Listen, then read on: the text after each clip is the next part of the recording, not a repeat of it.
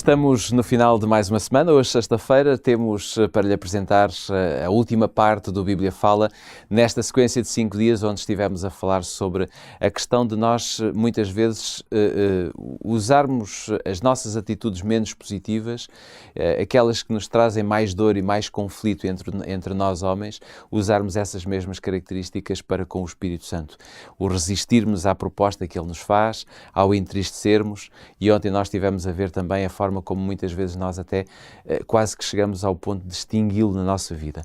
Vimos isso, mas ficou também prometido que hoje iríamos ver as consequências desta resistência, deste entristecimento, mas sobretudo de extinguirmos o Espírito Santo. Vou convidá-lo a abrir a sua Bíblia em Marcos, no capítulo 3, no Evangelho de Marcos, capítulo 3, eu quero ler consigo os versículos 28 e 29.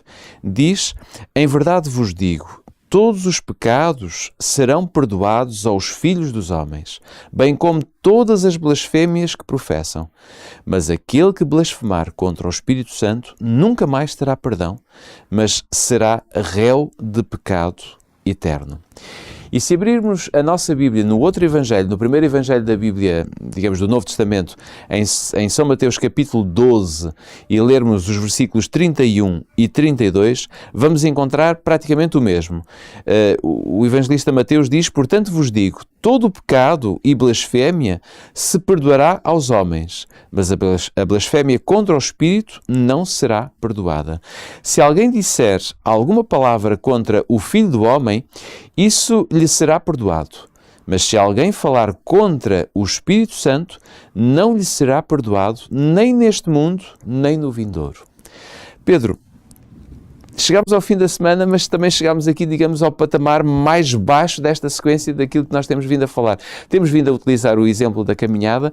Como é que nós podemos introduzir isto? Eu diria, como é que podemos compreender que haja, eu diria, um pecado que não pode ser perdoado? E Mateus vai ao ponto de dizer, nós até podemos dizer alguma palavra menos própria ou menos bonita contra o Filho do Homem, mas não contra o Espírito Santo. Será que é isto que o texto nos diz?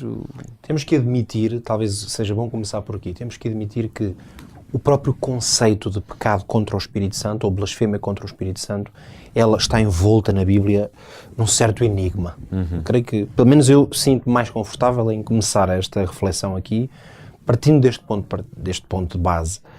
Para já, porque não há muita coisa escrita. Quer dizer, temos estes 2 textos, há uma outra referência ainda, mas quer dizer, não é um conceito que, por exemplo, tivéssemos a sorte ou a bênção, sei lá, do apóstolo Paulo, por exemplo, explicar bem, então o que é, como é, enfim, é um conceito que sobretudo Jesus falou dele, de forma tão contundente como esta, quer dizer, contra o Filho do Homem, contra Jesus Cristo, alguma blasfémia contra ele pode ser perdoada, não contra o Espírito. Portanto, há uma contundência nesta afirmação tremenda e é evidente que há um certo enigma, é um pouco enigmática a ideia de um pecado que não é perdoado. O próprio Jesus até diz, bom, se me disser alguma coisa contra mim, no fundo é isso que ele está a dizer. Não é fechar os olhos, mas há perdão. Mas não tentem fazê-lo contra o Espírito. Contra aquele que eu vou enviar. No fundo, essa contundência de Cristo, ela mostra-se, isto não é uma ameaça, claro. Jesus não está a ameaçar ninguém, mas é um alerta tremendo. Claro. Está na forma de um alerta porque é como se Jesus Cristo estivesse a dizer: tenham muito cuidado. Porque, repara, esta ideia de se alguma blasfémia proferida contra o Filho do Homem, que é o mesmo que dizer contra mim, será perdoada. Bem, vamos dizer assim, isto para muitos que estavam a ouvir, especialmente os detratores e inimigos de Cristo, isto para eles deve ter sido bom de ouvir. Eles se calhar não aproveitaram. Claro. É que havia muitos ali que presentes quando Jesus falava e estava ali, que na verdade blasfemavam contra ele. Exatamente. Muitos que o acusavam, repara, Jesus chegou a ser acusado de expulsar demónios em nome de Belzebu. Claro. Então, que bom, que esperança para estas pessoas que fizeram essas coisas de saber que poderia haver perdão para o facto de eles terem revoltado contra o próprio Filho de Deus. E aliás, se estivessem atentos ao momento da cruz, o próprio Jesus disse: "Pai, perdoa-os." Portanto, ele estendeu-lhes esse perdão. Mas, agora vem a outra parte, esta contundência. Jesus também está a dizer: tenham muito cuidado. Porque contra o Espírito Santo há alguma coisa de particular, de especial. No fundo, ele também nem explicou de uma forma detalhada, simplesmente postulou isso. É esse pecado, vocês não queiram, no fundo, cometê-lo. porque isso significa que vocês não poderão sair dele. Porque é isso. Dizer que o pecado não tem perdão é o mesmo que dizer que vocês não... É um pecado sem retrocesso, é um ponto sem retorno. Nós andámos aqui durante a semana a falar, digamos, de corrida, de companheirismo, de alguém que nos convida. Onde é que nós vamos integrar isto e como é que nós podemos integrar isto, digamos, no exemplo que tivemos a explorar durante a semana? Esta ilustração que fomos criando aqui um pouco até juntos ao longo desta semana, é interessante terminarmos também com ela, porque, refazendo um pouco a história, nós colocámos o papel do Espírito Santo junto de nós e a sua influência e o seu trabalho um pouco como se fosse um amigo que quer o nosso bem, quer que estejamos em forma e nos convida para uma corrida ou uma caminhada. Vai-nos motivar, vai-nos dar argumentos. Nós percebemos claramente o que é que seria resistir, não é? Portanto, não ir, entristecer, que era, enfim, abandonar a corrida ou deixá-lo triste por alguma razão. Extinguir, que é começarmos a querer correr sozinhos. Isso. E agora chegaríamos a um ponto nesta ilustração que seria o mesmo que pecar contra aquele que nos levou. Talvez, usando a mesma imagem, eu creio que seria atacar diretamente a pessoa que foi a primeira responsável por nós termos iniciado aquela corrida. Ser uma oposição clara. Começarmos a estar em oposição à pessoa que nos convidou. Porque eu quando digo, olha, desculpa, mas não vou correr mais, eu não estou em oposição. Claro. No fundo eu estou a dizer, se calhar tens razão, se calhar era bom eu ir, só que eu não quero. Claro. Isto não é uma oposição direta, no fundo. Se nos desviamos para outro caminho sem avisar. Mas olha, eu agora quero ir sozinho. Agora, revoltar contra ele é dizer, tu és o culpado. Seria o mesmo que eu dizer a essa pessoa, olha, eu agora estou em dificuldade e tu és o culpado. Seria, no fundo, atribuir alguma coisa, se calhar até má que me aconteceu durante esse percurso, pensando eu que era má, e dizer, tu é que tens a culpa. Portanto, a blasfémia vem neste sentido em que eu, em vez de ter alguma gratidão que fosse, mesmo que eu não quisesse continuar, mas dizer, olha, agradeço-te, mas não quero ir até ao fim. Nós chegámos a dizer que uma das maneiras de entristecer era chegar perto da meta e depois não terminar, que era não ir a toda a verdade. Ok, muito bem, mas pelo menos aí eu continuo a reconhecer que foi graças àquele amigo, àquele treinador que eu cheguei ali. Agora estamos num ponto do qual não há retorno, que é eu atacar diretamente a pessoa que me conduziu, que me chamou, que me convidou e que me treinou para ir até ali. Mas, a bem da verdade, esse é o papel do diabo permanentemente contra Deus. Ora, perfeitamente. O papel do diabo é acusar Deus. A função do diabo, desde o princípio, é precisamente esta.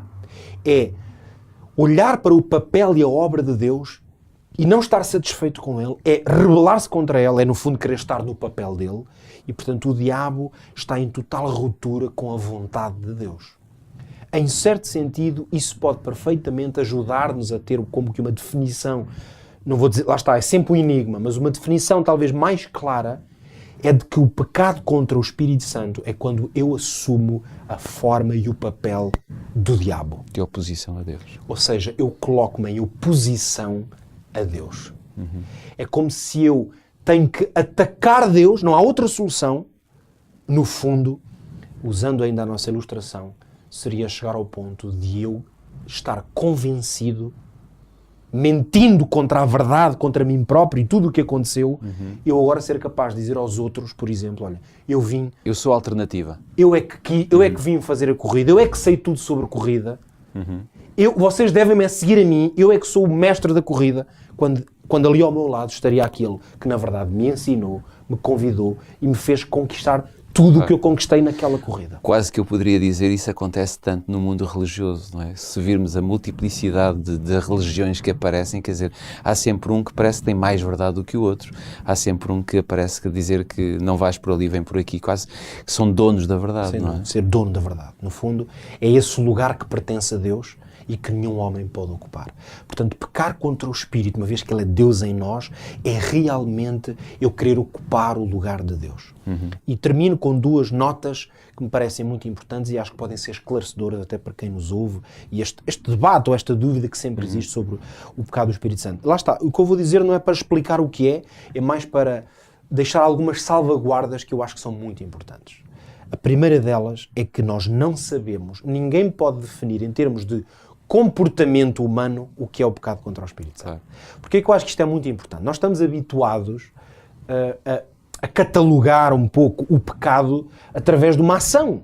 Ou seja, se eu vejo alguém a matar outra, eu digo, isto é pecado, matou, está escrito nos 10 mandamentos, e eu consigo olhar para aquele comportamento e identificar. Se eu vejo um marido que adultera, abandona a esposa, deixa os filhos e vai com a mulher que não é dele, eu consigo catalogar esse comportamento e dizer, isto é pecado. Enfim, e quantos outros, não é? A mentira, e tantos outros pecados. Os 10 mandamentos são um bom exemplo de como é que nós podemos olhar para o comportamento, mas há outras formas de olhar para o comportamento. Eu acho que um ponto muito importante é dizer assim, ninguém pode olhar, e quando eu digo ninguém pode é porque a Bíblia não revela, olhar para um certo tipo de comportamento e dizer, olha, isto é que é o pecado contra o Espírito Santo. Pois. Porque a Bíblia não me dá uma definição em termos de ação concreta e prática do que é que será pecar contra o Espírito Santo. Isto leva-me automaticamente ao segundo ponto, que é, nenhum homem sabe, nem nunca saberá se outro cometeu o pecado contra o Espírito Santo. Isto aqui eu acho que é o ponto mais importante sobre a questão, chamemos-lhe assim, do pecado contra o Espírito. E o próprio poderá saber? Poderá sentir isso?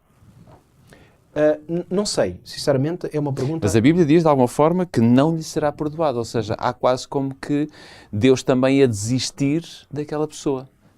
Agora, olha, ainda bem que diz isso, porque eu acho que é muito importante dizer isto. O pecado, o que eu vou dizer talvez pareça, é uma frase simples e talvez pareça assim uma espécie de blasfémia que eu vou dizer, mas a Bíblia não diz em lado nenhum que o pecado contra o Espírito Santo não pode ser perdoado. Diz que ele não é perdoado. Não é perdoado. Eu sei que isto parece apenas um jogo de palavras, mas não poder é uma coisa, não ser é outra. É que a Bíblia diz que Deus não se pode negar a si mesmo. É o apóstolo Tiago.